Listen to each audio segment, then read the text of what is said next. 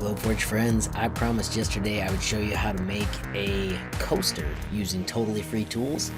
Here you can see my prototype. There's a minute left on this. It is cutting the design and then it's going to end with cutting out the circle.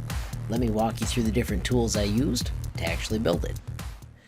The first thing we're going to do is get our coaster design, and I'm going to create a new one so you can see all the steps that it takes to make this nifty little circle in Tinkercad.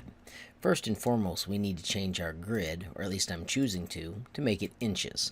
Because when I googled coaster size, they were usually inches. Bring out a cylinder and then click on its corner and type 3.5 for how many inches it is, and do the same thing for the other one.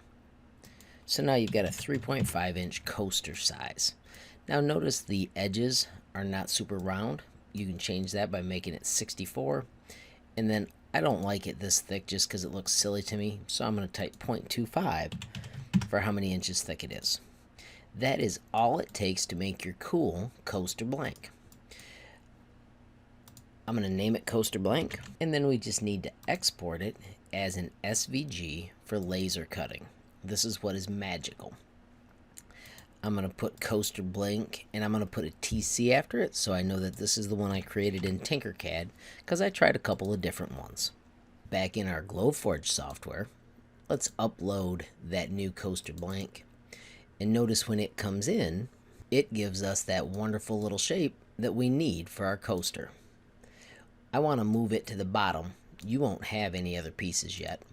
And then I want to pick the cutting out for it. Now I've been naming these, so I'm going to use what I call cardboard 3, where it's going to do, I'm going to use cardboard 3 where it does 3 times a speed of 400 and a power of 45, which does a nice job of cutting out. As you can see, I already tested it there on cardboard.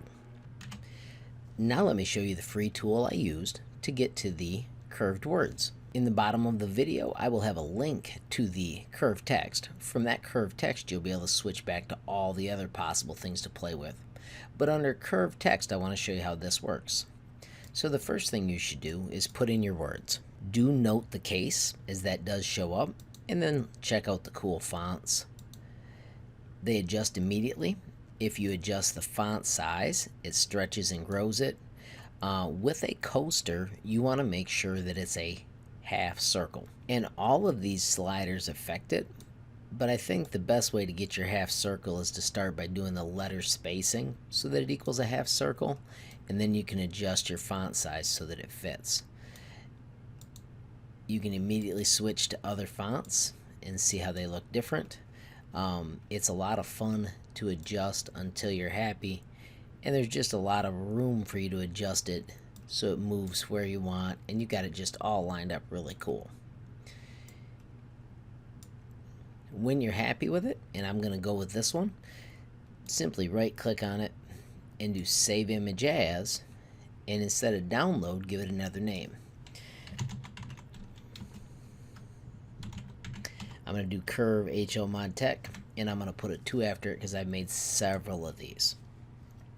So this is the top half of my words. The second half is I want to make the words underneath. This is kind of tricky, but unbelievably cool. So once again, text tools, and choose curved text under. On the curved text under, simply type in your words. My words are going to be the power of yet, which is something we say in my classroom. When you're done with that, click reverse text, click select text, and then do Control C to copy those words. Switch back to the curved text tool. Select the words enter your text and then do Control V to paste the new words in place. Then on the arch slot size, drag it to the left, and if you were looking closely, you would have seen it switch.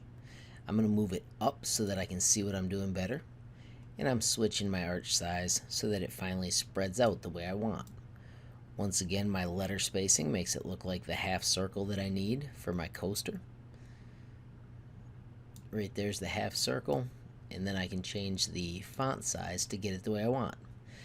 So it's kind of inverse, and it may feel funny, but once you work at it a little while, you'll get really good at it and be able to make really cool stuff.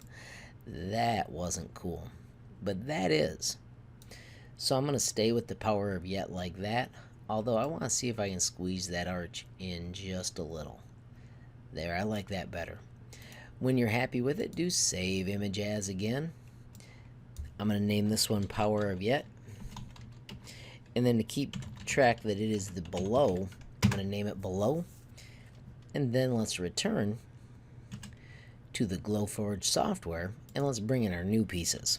So I'm going to delete my old ones and I'm going to do add artwork and I'm going to upload, and the first one is the power of yet.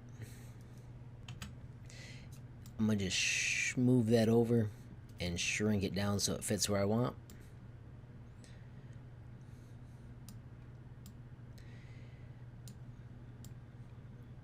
Or at least in the ballpark. And then let's upload our other words, the HLModTech. Same trick, shrink it, move it, get it the way you want.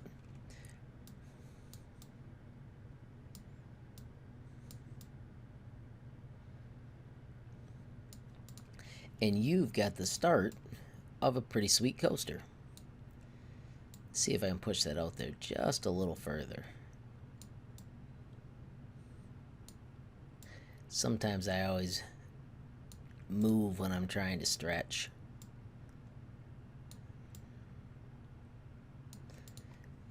I'm pleased with that, and now I just want to add an image in the middle. And you can add any artwork you want, but what I'm going to do is just simply go to my cool little emoji folder. And I'm going to throw in the whoa dude.